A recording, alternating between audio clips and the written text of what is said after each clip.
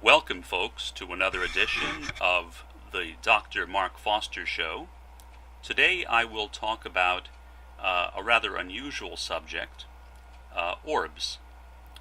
I began reflecting a while back on what these orbs might be, sometimes called balls of light, often reported, recently especially with the rise of digital photography photographed. A lot of photographs posted on the web, some videos posted as well. Obviously, there's no way of knowing how many of those videos have been photoshopped, but I'm sure that a lot of them have, but hopefully not all of them have. And I personally have had some experiences, not that my experiences are worth much, but I personally have had some with these entities, and so I began reflecting on what they are. On October 21st of 2012, I prayed about them. Basically, what I was trying to figure out is whether the more visibly interactive or communicative ones were souls, or perhaps some type of advanced angelic technology. Then, within just a few hours, while I was looking on the web for something else entirely, I came across a passage, and I will just read a small portion of it. Orbs are transdimensional light beings. In simpler words, they are a conscious form of spiritual energy traveling through dimensions, and are mostly invisible to the naked eye, seen by a few gifted people, and captured by digital cameras all over the planet. As a Baha'i, I wanted to figure out exactly what these entities were. Initially, I felt that they were a kind of plasmatic life form, something that we just haven't discovered, that they were actual living entities in this world of existence. Later, I began to change my mind, and partially it was a result of reading this passage from the writings of Baha'u'llah, the founder of the Baha'i faith. I will read a passage. It is taken from the book Gleanings from the Writings of Baha'u'llah, pages 279 to 281. O wayfarer in the path of God, take thou thy portion of the ocean of his grace, and deprive not thyself of the things that lie hidden in its depths. Be thou of them that have partaken of its treasures. A dewdrop out of this ocean would, if shed upon all that are in the heavens and on the earth, suffice to enrich them with the bounty of God, the Almighty, the All-Knowing, the All-Wise. With the hands of renunciation, draw forth from its life-giving waters, and sprinkle therewith all created things, that they may be cleansed from all man-made limitations, and may approach the mighty seat of God, this hallowed and resplendent spot. Be not thou grieved, if thou performest it alone. Let God be all-sufficient for thee. Commune intimately with his Spirit, and be thou of thee thankful. Proclaim the cause of thy Lord unto all who are in the heavens and on earth. Should any man respond to thy call, lay bare before him the pearls of the wisdom of the Lord thy God. which his Spirit hath sent down unto thee, and be thou of them that truly believe. And should any one reject thine offer, turn thou away from him, and put thy trust and confidence in the Lord thy God, the Lord of the worlds. By the righteousness of God, whoso openeth his lips in this day, and maketh mention of the name of his Lord, the hosts of divine inspiration shall descend upon him from the heaven of my name, the all-knowing, the all-wise. On him shall also descend the concourse on high, each bearing aloft a chalice of pure light. I'll read that sentence again. On him shall also descend the concourse on high, each bearing aloft a chalice of pure light. Thus hath it been foreordained in the realm of God's revelation, by the behest of him who is the all-glorious, the most powerful. There lay concealed within the holy veil, and prepared for the service of God, a company of his chosen ones, who shall be manifested unto men, who shall aid his cause, who shall be afraid of no one, though the entire human race rise up and war against them.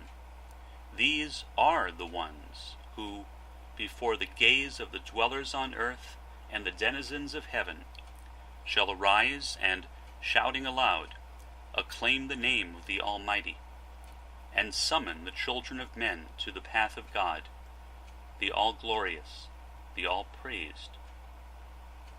Walk thou in their way, and let no one dismay thee. Be of them whom the tumult of the world, however much it may agitate them in the path of their Creator, can never sadden, whose purpose the blame of the blamer will never defeat. And that ends the quotation. The portion that I found most significant for these purposes is the one that I read twice.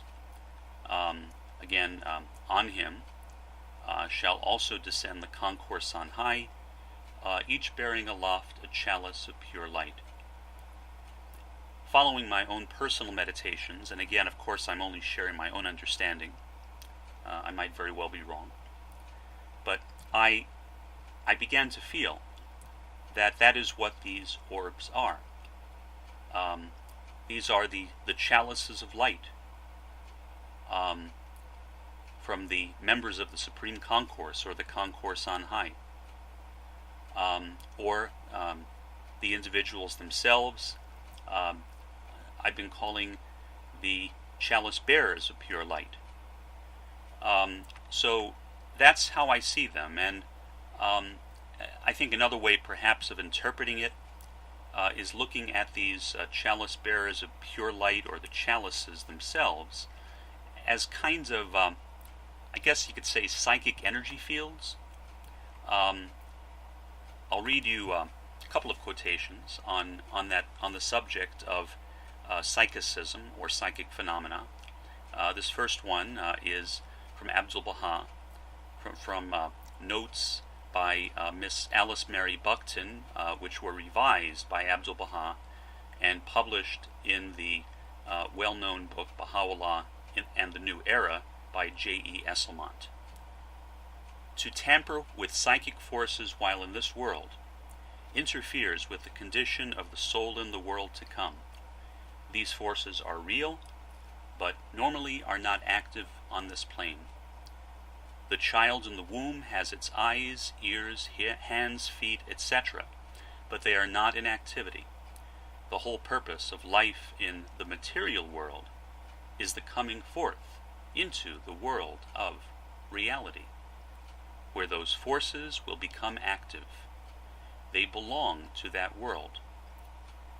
Then secondly, this is from a letter written on behalf of Shoghi Effendi to an individual Baha'i. It's dated March 4th, 1946, and published in the book Lights of Guidance, number 1735. What Abdu'l-Baha always pointed out in this matter is that these psychic powers were not to be used in this world, and that indeed it was dangerous to cultivate them here. They should be left dormant and not exploited, even when we do so with the sincere belief that we are helping others. We do not understand their nature and have no way of being sure of what is true and what is false in such matters. So, I think that this kind of psychic energy field, or perhaps chalice of pure light, is a kind of mechanism that souls have in the next world for interceding in this world. Baha'u'llah refers to certain souls in the next world as being the pure leaven that leavens the world of being, that through them the arts and sciences of the world are made manifest. So I think that the members of the Supreme Concourse intercede, perhaps, in the affairs of this world through these kinds of chalices of pure light, or orbs. Many people have speculated that they are kind of extraterrestrial presence, or perhaps a plasmatic terrestrial presence, which I thought at one point. But I think that is most likely incorrect. These orbs or chalice bearers have been found creating crop circles. After the circles are created, people have gone in with instrumentation and have found high levels of electrical charge around them. I think that what these chalice bearers of pure light are perhaps doing is warning us. They are angels.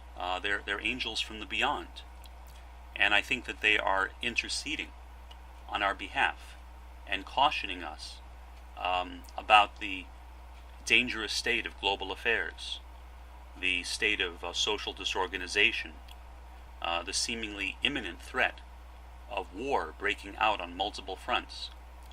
And they are trying to convey to us a sense of peace, preparing us for an age of unity, the new era of unity, which was brought into the world by Baha'u'llah and which is gradually being manifested. So I think that's what they're doing. I think also that these entities might explain the ghostly beings that some people have reported. Again, I think that these ghosts, sometimes auras, perhaps seen around living individuals, are also chalice bearers or chalices of light. We have them when we're alive; they're just not to be developed. But after death, when we die, that chalice remains. The chalice, to my understanding, is not the soul of the departed one. It is a psychic field of the departed one. Here, for example, are reported words said by Abdu'l-Baha. In other words, these are Pilgrim's Notes, in the book Daily Lessons Received at Akka, January 1908, written by Helen S. Goodall and Ella Goodall Cooper. There are no earthbound souls. When the souls that are not good die, they go entirely away from this earth and so cannot influence anyone. They are spiritually dead. Their thoughts can have influence only while they are alive on the earth. Caiaphas had great influence during his life, but as soon as he died, his influence ceased. It was of this kind that Christ said, let the dead bury their dead. But the good souls are given eternal life, and sometimes God permits their thoughts to reach the earth to help people. And this reference is perhaps even more explicit. It is reportedly from a tablet written by Abdu'l-Baha, although we don't have the tablet in this reference, only a discussion of it. But I will go ahead and read the reference. It is from the book Not Every Sea Hath Pearls by Louise Albee Matthews, pages 23 to 25, if you happen to have the book and want to look it up. This is only a portion of that passage. 2 French soldiers were on the floor below. 6 pairs of eyes had been focused on what? A mirage? Edith Blake, our most analytical observer, recalled that in Outward Bound, which was a play by Sutton Vane, where all the characters are dead, none knew it, and even when the evidence was presented, was overwhelming. They refused to believe the truth. The master, Abdu'l-Baha, replied to a letter about apparent ghostly experiences that the soldiers had been catapulted out of life with such force that they did not realize their changed condition, that since they were deprived of their earth experience through no fault of their own, God would in the future compensate them and give them their heart's desires. So I think that's basically the same kind of phenomena. Ghostly experiences, perhaps poltergeists, noisy ghosts, orbs, other types of apparitions that have been seen in the sky, kind of celestial formations that some people have reported. I think these are all these departed souls who are attempting in some way to communicate with us. They may include, for example, many of the Marian apparitions. In other words, the alleged apparitions of the Virgin Mary, who have appeared on various occasions, including the famous Our Lady of Fatima, also Our Lady of Medjugorje, and others as well. I'll read you one account briefly. This is a Marian account from September of 1465 by a 13-year-old visionary in Garlasco, Italy. It was the first Sunday of September, when a 13-year-old deaf-mute girl, Mary, or Maria, of Garlasco, was grazing her animals, when suddenly the sky clouded by the approach of a thunderstorm. Mary sought shelter under a small kiosk, where there was a fresco of the Blessed Virgin Mary, painted by Augustine of Pavia, as a votive offering for being saved from drowning in the river Ticino. The river then ran a few yards away from when the girl was, a place studded with bushes of hawthorn. Suddenly, a ball of light appeared. The Blessed Virgin Mary entrusts the girl with a mission. Here at Garlasco, I want a sanctuary to protect the whole La Molina. Many are the graces that I pour into this place, and my children will experience the treasures of my mercy. Maria returned to Garlasco, and neighbors heard the child's mouth, no longer deaf and dumb, at once believed the Our Lady's message of the apparition. From that moment, the girl called Maria was blessed by Mary with the miracle that Our Lady had made on her. The pastor of Garlasco took care of her, who retired to the convent, run by nuns and located on the western boundary of the territory of Garlasco Tremello, between Alagna and the river Turdapino. And I apologize, I don't know Italian, so there's a fair chance I'm mispronouncing those words. The miraculous event gave way the building of the sanctuary. The building was erected in its present form in 4 building campaigns that winds through the centuries. The first chapel dates back to the 2 decades between 1462 and 1483, and its alloyed construction to the wonder above narrated. And that is, I think, a very fascinating account, and there are many others as well. So I think that that's basically what these beings are. They've been experienced and described throughout history as fairies, I think, flying fairies, other types of objects that people have seen in the sky, flying luminous angels of light, and I think that that's what they are. They are these chalices of pure light, or the psychic energy fields of these wonderful souls. I would encourage you, if you are interested in this subject, you can access this book, which is what I've been basically reading from and discussing, by going directly to evolution.bahaifaith.info. That's evolution.bahaifaith.info. That will take you directly to the book, and you can read more about it. For now, until the next program, this is Dr. Mark Foster, signing off.